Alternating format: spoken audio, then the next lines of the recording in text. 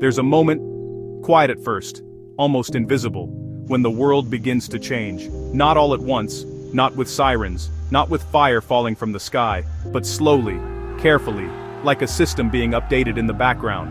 And, honestly, most people don't even notice.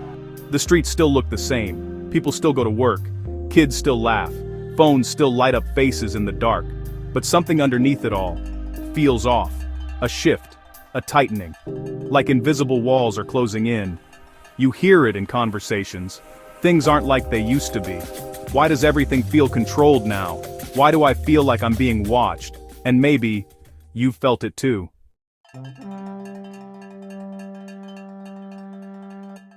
Long before any of this, before technology, before digital systems, before global networks, there was a warning written down, simple, direct, unsettling. He causeth all, both small and great, rich and poor, free and bond, to receive a mark in their right hand or in their foreheads. At first glance it sounds distant, symbolic, maybe even confusing, but what if it's not as far away as we think?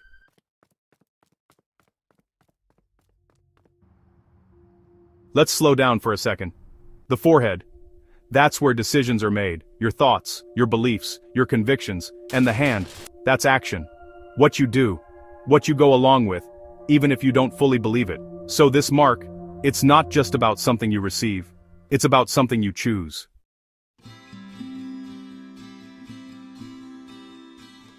Let me tell you a story, not from thousands of years ago, but from now, or at least, very close to now.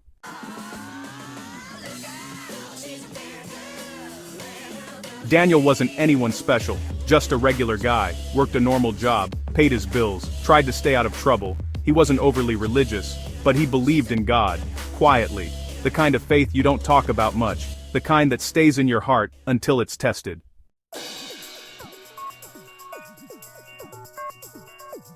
It started with something small, a new system, faster payments, more security, no more fraud, no more identity theft, everything in one place, your ID, your money, your access, all connected, people loved it, finally, everything is simple. This is the future, why would anyone refuse this? And honestly, at first Daniel didn't see a problem either.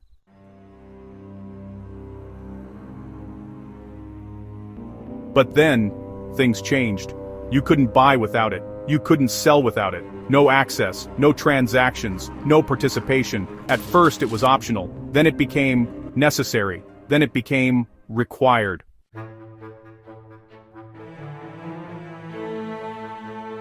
You're not getting it? Come on, man, don't make life harder than it needs to be. Look, I like you, but if you don't comply, I can't keep you here. Why are you resisting something so simple? And Daniel didn't have a perfect answer, just a feeling, a quiet, unsettling feeling.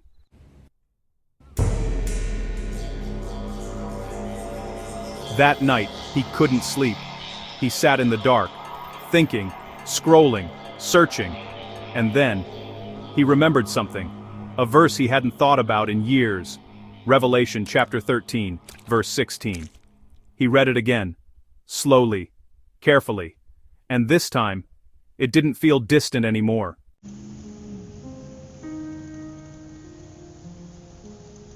This wasn't just about convenience, it wasn't just about technology, it was about control, and deeper than that, it was about loyalty.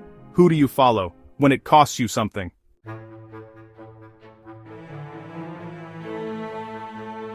There's always been two paths, the easy one, wide, comfortable, accepted, and the narrow one, quiet, difficult, often lonely. Most people don't choose the narrow path, because it asks for something real.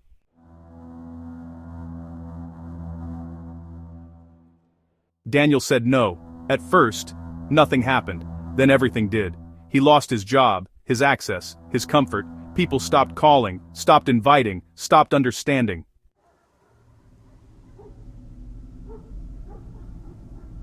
It's one thing to stand strong when everyone agrees with you. It's another when you stand alone. No applause, no support, just silence and doubt.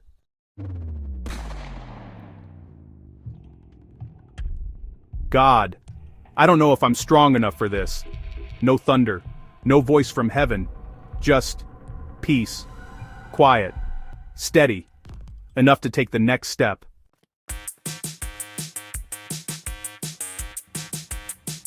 This story, it's not just about Daniel, it's about all of us, because one day, whether quietly or suddenly, we'll all face a choice. Not necessarily the same way, not necessarily the same system, but the same question.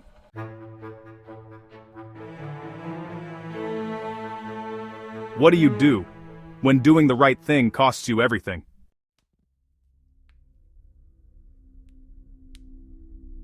Here's the part people forget. God doesn't leave his people alone, not in the fire, not in the pressure, not in the uncertainty. There's always strength for those who choose him.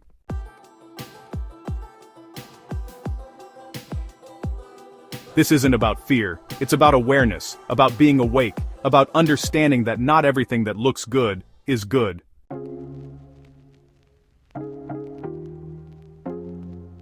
So take a moment, step back, ask yourself, what do I really believe? What would I stand for if it cost me? Am I following truth or comfort?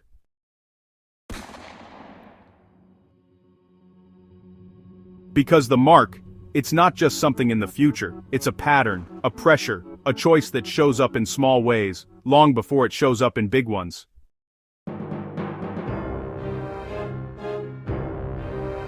The world may keep changing, systems may rise, pressure may grow, but one thing remains, the choice, your choice, not forced, but revealed. Stay awake, stay grounded, and when the moment comes, choose wisely.